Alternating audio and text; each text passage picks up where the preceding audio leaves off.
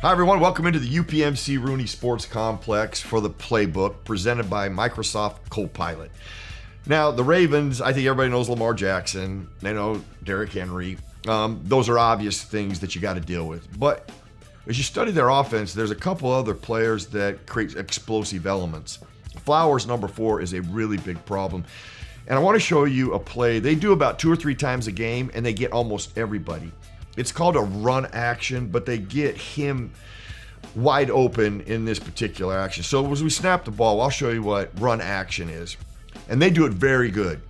They sell run. So at the snap of the ball, the offensive line comes off, and it looks like run. It looks like they're blocking for run. Lamar Jackson has the ball out. It looks like Derrick Henry's going to get the handoff. Look how it paralyzes the box. Like nobody is backing up. There's only one guy who's running full speed at this point, and that's Flowers right here at the top of the screen. Well, once he's at full speed, like the 10 guys that are in this box are irrelevant now. They cannot respond to this. The safety's in the middle of the field. Look at his feet, flat-footed. This is why run action is so effective, and that's why they do this. It's only about 2 or 3 times a game, but they get him in voids in the back end. They paralyze the box. They get the ball in his hands. And then once the ball's in his hands, I mean, he's dangerous. In the open field, he makes people miss. They eventually run him down, but this is the kind of plays that you got to try to make sure that you avoid.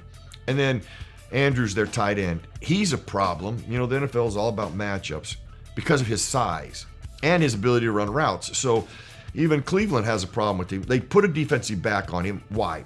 Because he runs routes so well. Down the bottom of the screen, let's just roll the play. You'll see why they put a defensive back on him. He's such a good route runner. Now he comes inside, he's already won. Now it's a bad throw, so he has to go down and catch it.